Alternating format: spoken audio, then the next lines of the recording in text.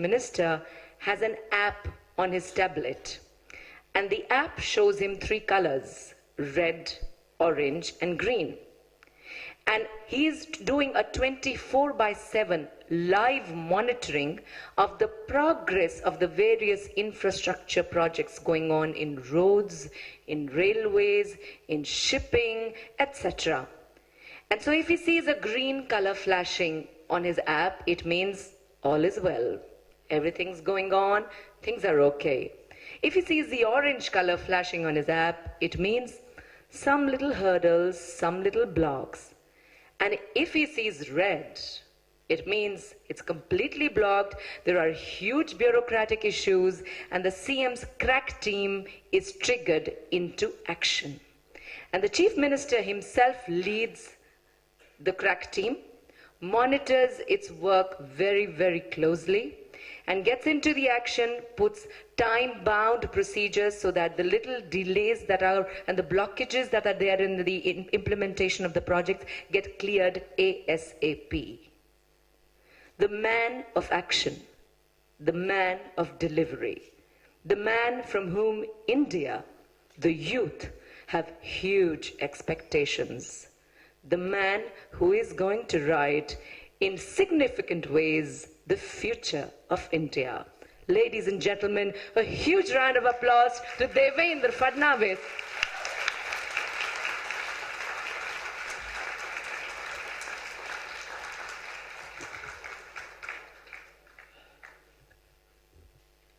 Thank you very much. A very good morning to all of you, all the ladies and few gentlemen.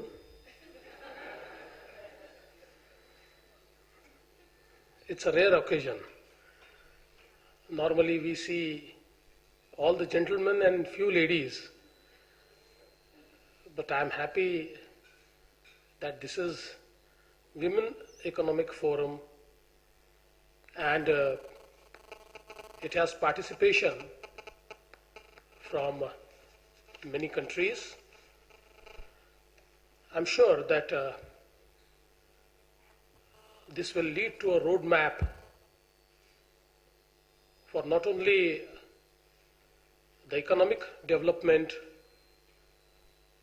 of women, but also would significantly contribute in the new economic journey of which is shown to us by our Honorable Prime Minister, Mr. Narendra Modi.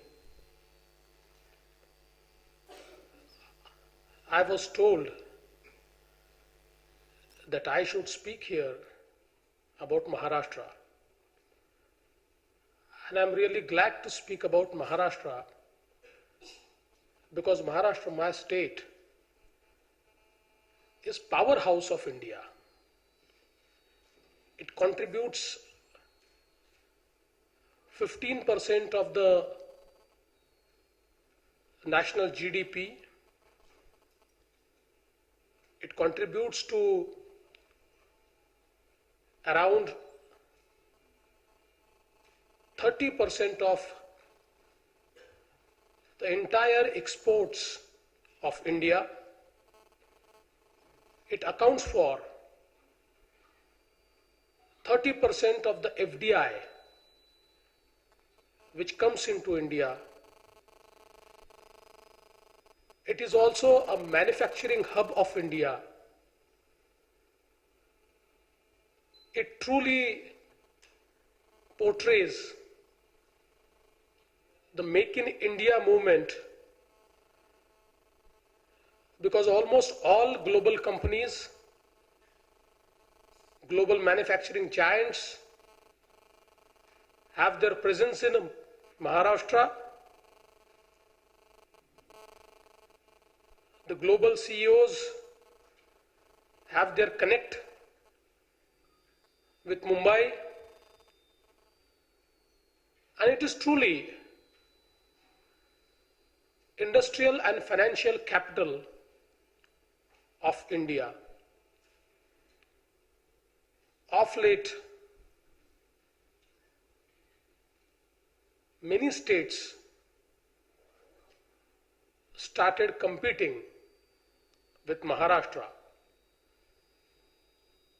and they did well. And I must acknowledge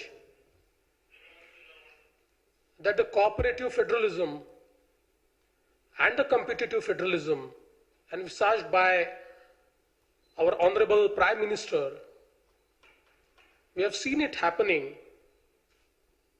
for last few years. Now we have understood that the state like Maharashtra cannot grow only on the basis of its past glory. It needs to have proactive policies. It needs to have all type of engagements,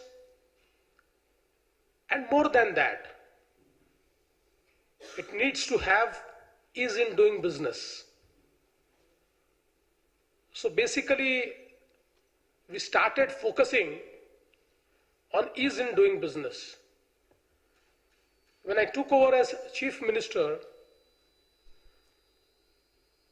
and took the first review meeting,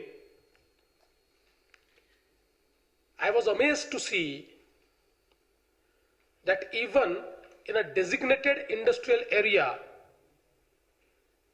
if you had to start an industry, you required 76 permissions.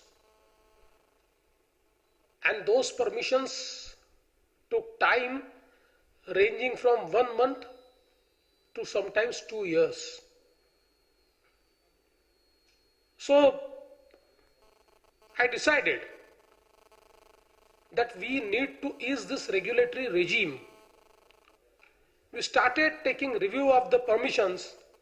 In the first meeting itself, we decided that we will bring down this number of permissions to 25. Day before yesterday, I took a review meeting. We have already brought it down from 76 to 37, and by 15th of June, we'll bring them down to 25. And not just to 25, but also they would be put on a single IT platform, so that we have a real single window system. In India, in many states, including my states, for many years, we used to say that we have a single window system. But when I looked into the details of single window system, I understood that you enter from a single window and then you have multiple doors.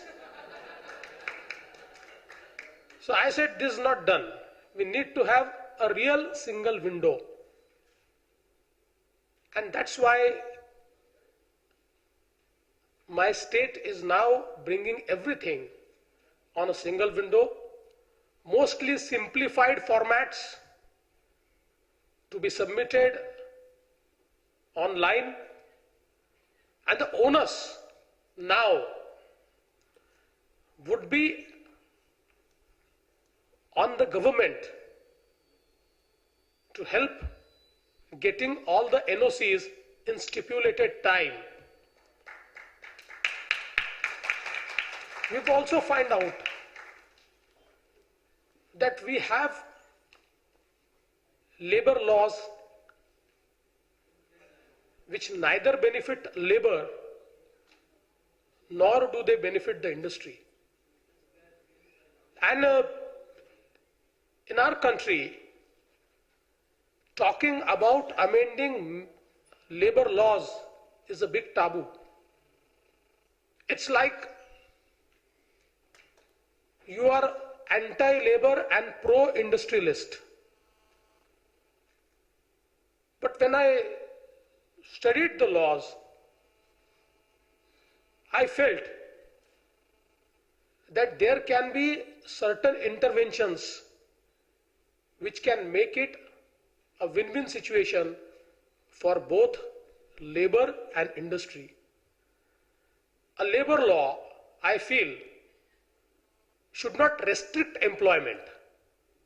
It should promote employment.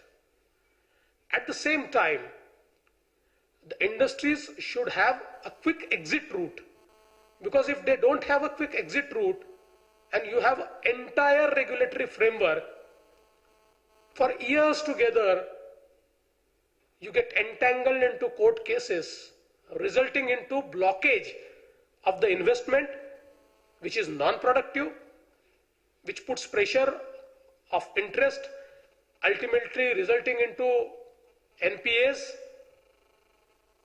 Your space is engaged without any production, and the labor, in a hope that someday things will get better, is just waiting and not going to any other form of employment. So we have already in principle agreed to amend certain laws, and soon we will legislate so that the labor laws would be amended so that they create more employment, more protection, but at the same time they would give a quick exit policy to the industry, to the business, and I feel that would boost the investment climate in our state. This is also a very age-old Inspector Raj in our country. Any day, some or other inspector would come to your industry and ask you, show me this compliance, that compliance. So normally, when people from SMEs meet me, they say our entire energy is consumed in compliances. We have no time to do business. For big corporates, they can employ people to look into the compliances. But for SMEs, the promoters have to do all the compliances. So we have decided that for SMEs and even for the big businesses, we would create a protocol wherein most of the things would be self-certified, and once in a 5 year, through a random protocol,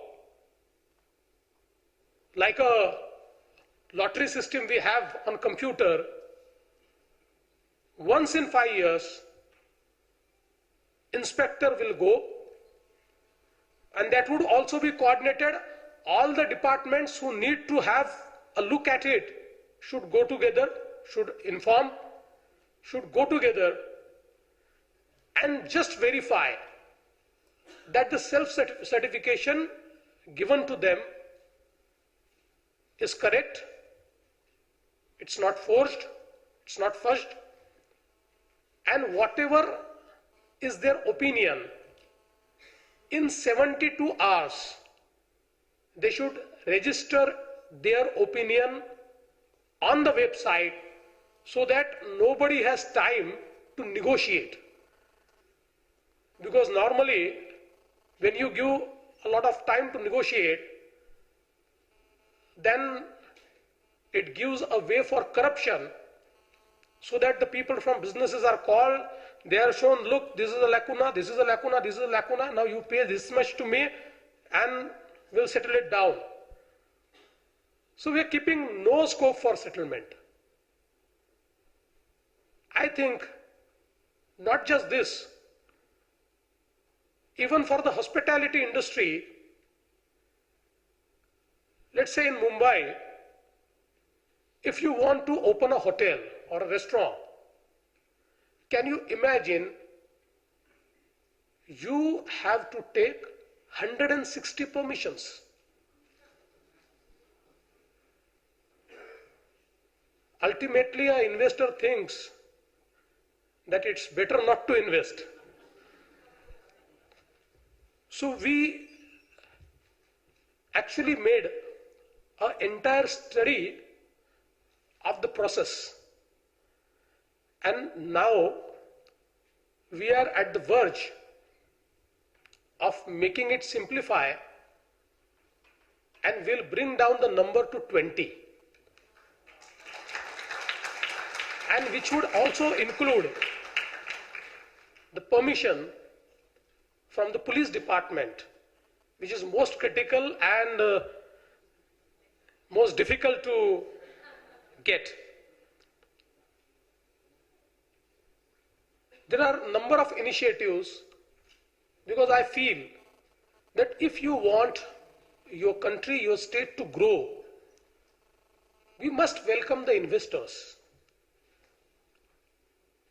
There has to be a regime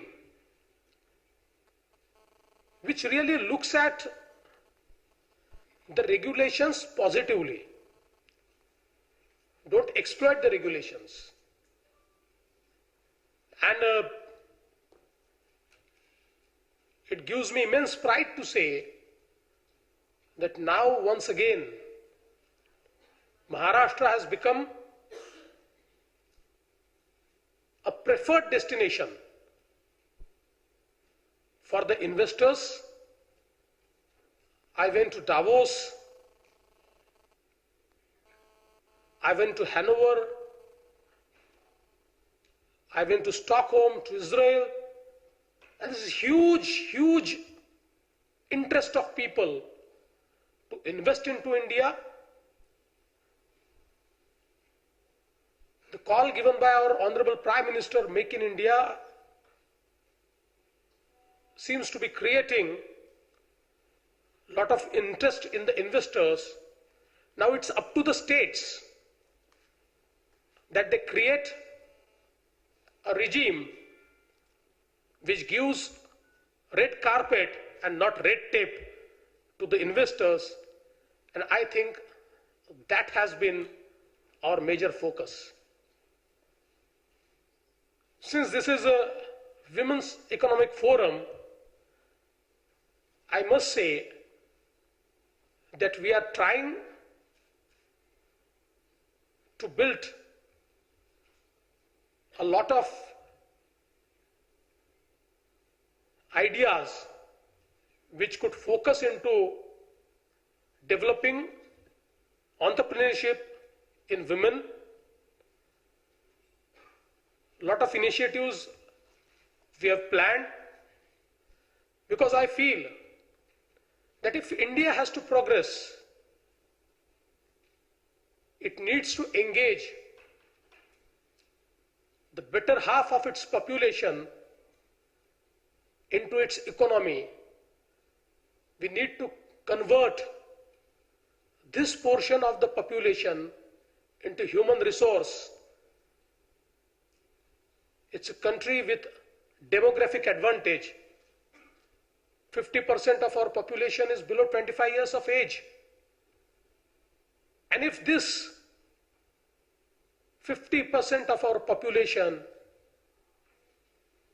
which includes 50% women, is converted into human resource, India would not only succeed in making India a success, but it would be able to provide this human resource to entire world. Because by 2020, when the average age of India would be 29 years, the average age of Japan would be 48 years. The average age of China would be 37 years. That of America would be 39 years. That of both Eastern and Western Europe would be more than 40 years. So the entire globe would require human resource to fuel their economies. And if we could create that human resource, India would be able to provide the entire globe its human resource, and it would be able to cater the entire thrust of consumption of the entire globe. So I feel that there is immense opportunity with India. In India, the opportunity is more in Maharashtra. So I invite all of you to come to Maharashtra, invest there, flourish, and make the Make in Maharashtra a success. Thank you. Thank you so much, sir. We have the unique opportunity here, all of us, to pose a few questions to Devendraji. I had the unique opportunity, and I'm very grateful for that, and all of us had heard Amrita ji also over here, and she spoke very candidly to us yesterday on our panel on women and women issues and many other issues. Since this is an economic forum, we are looking at all issues that concern women. So as the chair, I'll take the advantage to pose the first question, and then of course come to all of you after some questions to open the house and take some questions from the audience. So my first question is, we know of you, again, you're very, very focused on implementation. We just had Pinky ji speak about excellent laws that we have, but there is a lacuna in the implementation. And the biggest sufferers of that lack of implementation, of course, the common man is, but women particularly. The kind of problems, social, crime, a rise in crime that we see in our society, which affects the women.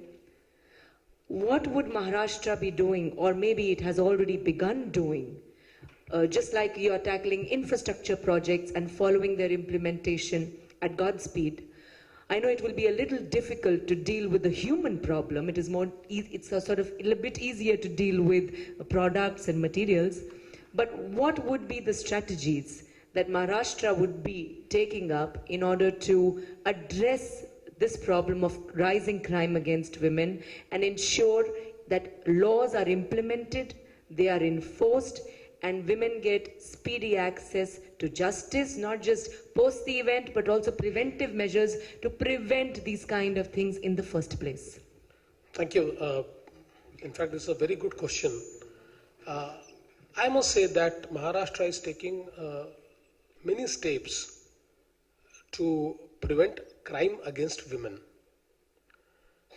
First step which we have taken is free registration of complaints. Because if you have to wage a war against crime against women, you have to take it head on. If you start putting things below the carpet, on statistical note, you can show that the crime against women is going down, but that's not a fact. So what we decided, that although we will have to face the criticism that the number is rising, but we sensitized our police department and told them every single complaint should be registered. We are trying to sensitize even the communities that if something happens, have faith in police, please register a complaint, because if you would not register a complaint for the social issues, then the culprits would always feel that they can get away with anything. So first thing we have started is free registration of complaint. Second thing, we have started acting on improving rate of conviction. In fact, for last 10-15 years, the rate of conviction in Maharashtra has been very low. You would be amazed to know that the rate of conviction in Maharashtra was just 8%. Of 100 culprits put, only 8 were convicted and 92 acquitted. If a criminal knows that there is a justice system wherein he can get away with any crime, then the law loses its deterrent effect. So we started focusing on rate of conviction at series of reforms. And I'm happy to tell that the rate of conviction for the last month was 38%, a big jump. At the same time, we are also trying to sensitize our police. Fortunately, Maharashtra is one force where we have a large presence of women cops. So now we have decided to place a women's cell in every police station. In every police station. In fact, there was an idea of creating all women police station. But then when we looked at it in a pragmatic, practical way, we found out that in a city like Mumbai, if you have all women police station in Kolaba, and in some north part of Mumbai, if something happens, it would take 3 hours to travel to register a complaint.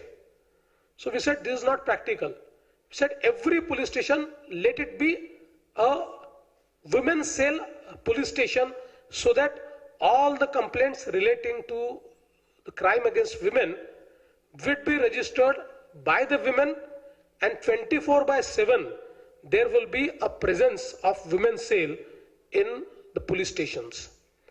At the same time, now we have started developing certain apps on the mobile. We have developed one app wherein in any, let's say, auto rickshaw, if you travel, it's just we are giving a unique ID in the auto rickshaw, and if you just take a picture from your smartphone, all the information of the auto driver would directly go to the police station or the central server, and the information of the person traveling would also go. And now we are developing an application wherein if, let's say, in your house, your mother wants to know where you are, then every single movement of yours would be tracked and would be conveyed to your mother, which you don't want. Which you don't want. So, minus. So there are many applications which we have developed for the safety of women, and I feel that proactively we are trying to develop atmosphere so that the safety is not only felt, but it's actually been practiced. Thank you so much, sir, for that. A very important question that we have all been talking about in the past few days' deliberations is that everybody talks about a mindset change is required in order to look at women with more dignity, more respect in society, which is frankly the traditional Indian way of looking. For us, God is mother. it's Ma Shakti. So the divine is feminine. And we've had a huge tradition of regarding the feminine as divine and a huge respect. But somehow, and we all do in our homes, puja for Ma Durga, Ma Lakshmi, Ma Saraswati. But when it comes to the goddesses in our homes, the women in our homes, whether in their houses, whether in their workplaces, whether in public, on the streets, or wherever they go, you do not see that sort of a feeling. Leave alone goddess, they're not even looked as equal halves. So the better half requires help or the support of the other half, the men, their husbands, their brothers, their fathers, their sons, and colleagues and co-workers and general public in society, to look at them with a certain kind of respect and dignity. And what do you think? And you have been a very, very supportive husband. Amrita ji, we had a lovely session with that. And she said, at a certain point in my life, when I had my child, and every woman goes through a phase when you say, okay, my work or my family, you have to make a choice. And usually, because you feel really guilty about leaving your child at home, you choose the family and then you leave your career and do not develop your self-expression.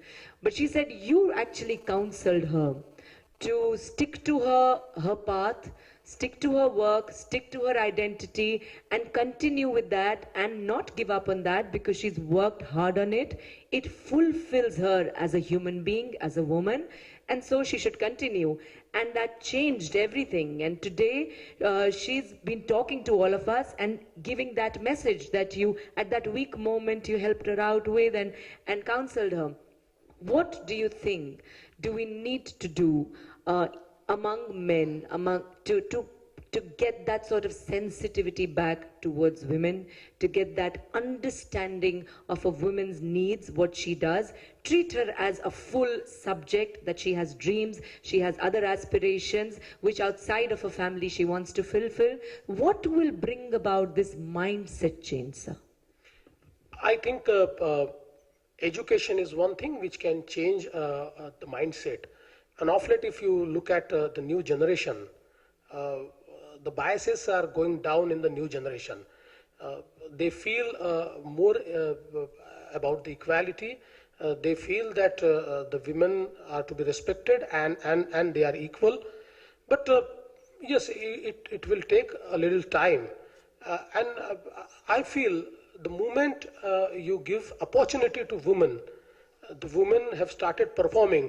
I'm from the political field and I've experienced in 1992 when the 74 amendment and 73rd amendment was done and women were given reservations in local governments.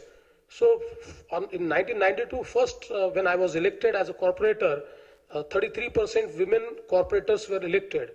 And for that entire 5 years term, I could see that 99% women were dominated by their husbands, to the extent that women were not allowed to come in corporation, or if they would have come, they would sit there for 2-3 hours and the husbands would perform. In 1997, when I again got elected, I could see a clear change. 50% women were performing on their own and 50% women, again the husbands were doing the job for them. In 2002, when again, that time I was not a corporator, but as I was working closely with the corporation, I could see that 95% of the women were performing themselves. And after that, in 2007, I could see that the women performing better than the men corporators. So I think it is about the opportunity. For government, for the society, for the community, just create an opportunity. If you create opportunity, women will perform. And when it comes to a performing women, nobody can have a bias, because those women who perform are respected. It is just that we blocked the opportunities and made them suffer.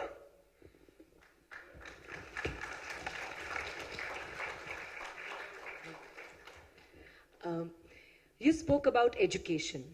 education is the need of the hour.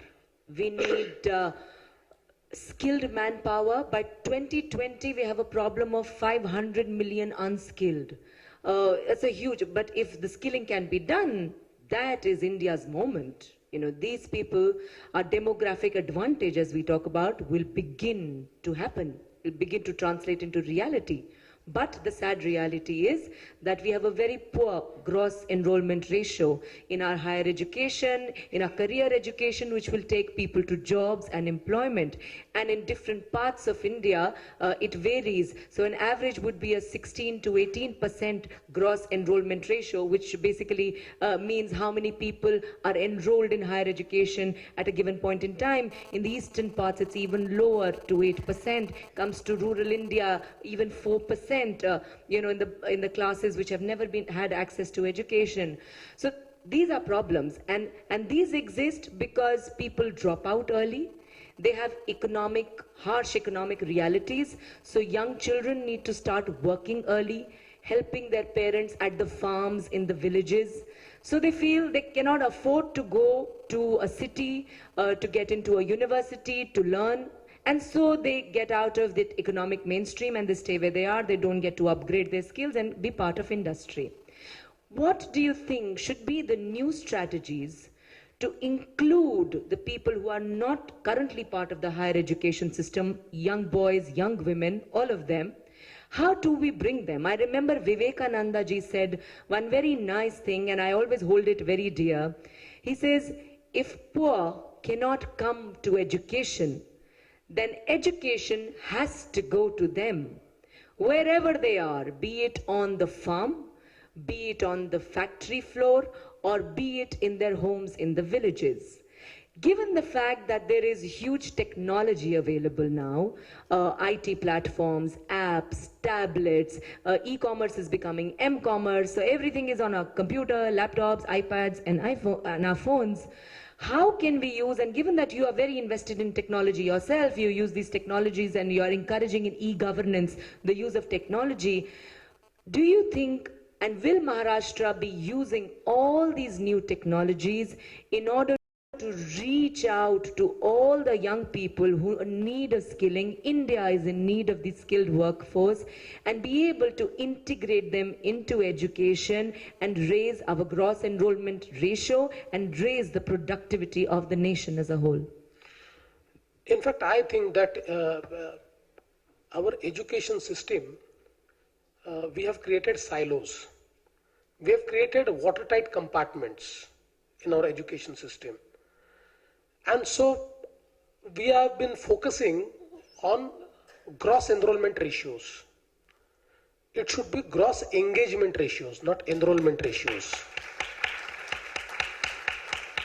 Now the central government has come up with a very flexible system, which has in fact a choice-based credit system.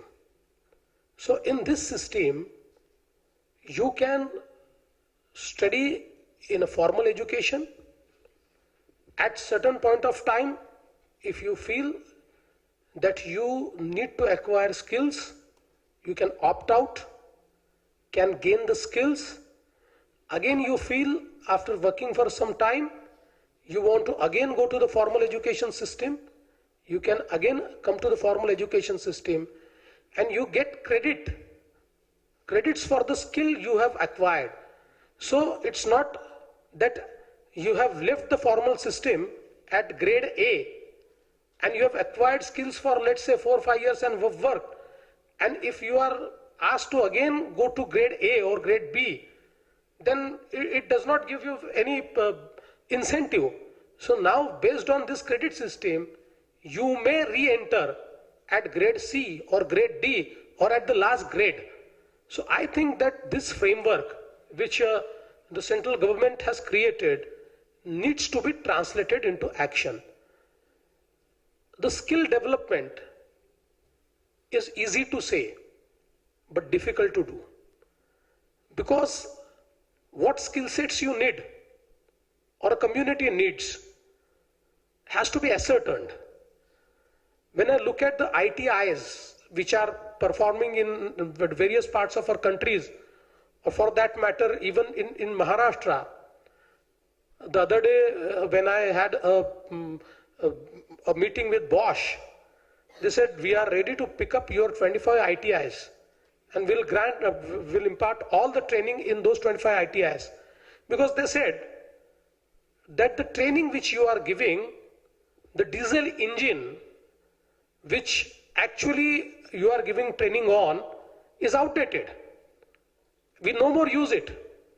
So even if somebody has a ITI training, is a trained diesel engine mechanic, and if the diesel engine is not compatible with the new technology, then I think the skills are wasted. So the skilling is a very dynamic activity. It has to be integrated with the needs of industry. And not just industry, in a country like India, you have to integrate skills with even agriculture. Because when we look at China, and we find that China, even the terrain is bad, the cultivable land is less, the weather is not favorable, even water for irrigation is less.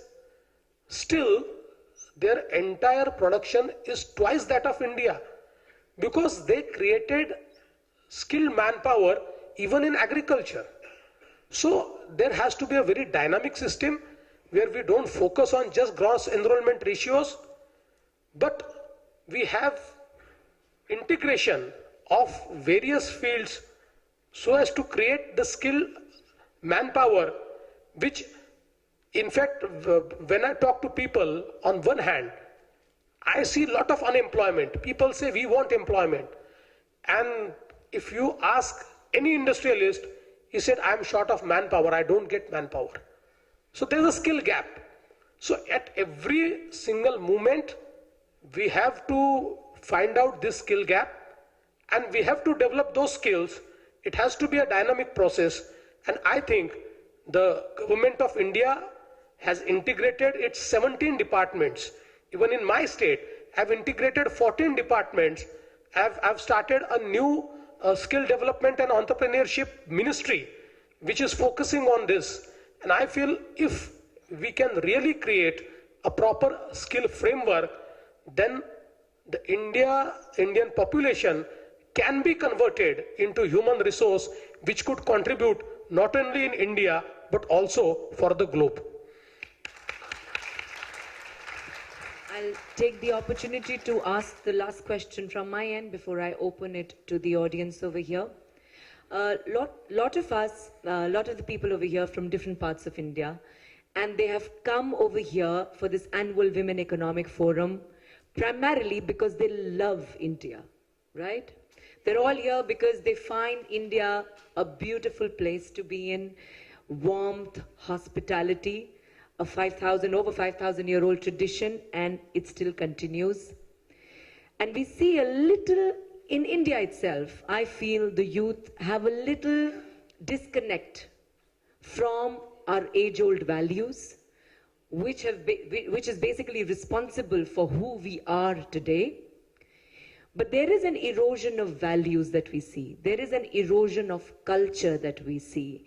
Education, which should be addressing that, perhaps is unable to address that. I don't know why that is. Parents are becoming more occupied as economic agents. They need to work. Lives are becoming busier, stressful, competitive. It's a difficult world we live in. And frankly, we are losing it, and we are not being able to provide the kind of spiritual leadership that we need to give to our children and that the world expects from us. What do you think is the way forward in ensuring that India is the spiritual light and remains the spiritual light that it has been for itself and to millions of seekers from around the world who come to its sacred lands to seek peace and wisdom? I feel there are certain values which remain unchanged. There are certain values which can be practiced in all ages. But at the same time, we must understand that there are values created in every age. So even the value system has to be dynamic. There has always been conflict in the basic values which our culture or civilization has given to us with the changing values which have been developed with every coming generation. And I feel it's not good if we say that only my generation has values and this new generation does not have value. It's because there is a disconnect between him and me. So I don't understand that even he has values which I don't think that they suit me. So there needs to be an integration of those values which should and have been remain unchanged. At the same time, we should be ready to embrace the values which are created by every generation. And I think there is a lack in between. So we are basically focused on our past, which is important. But when we say that we are focused on our past, we preach our past, we preach the values, but in practice, we don't actually practice them. So it's like, what is value system? Value system is basically to educate the society to be humans, to be good to others, to be respectful for the rights of others, for liberty of others, so that we can coexist. And that is what is our value system. I feel we need to present the value system in new brand, in new language, so that even the generation next understands and embraces the value system. See, if tomorrow I tell somebody in a conversation about the Rishi Muni tradition of India, and if I don't go into deep, then they feel that this is something, age old and has nothing to do with it. But if I tell somebody about yoga, it creates huge interest. Now, what is yoga? Yoga is Indian tradition, and that tradition is accepted by entire globe, entire world. So I think that we must know how to communicate. And once we start communicating our values in the language which generation next understand, I think this conflict will go.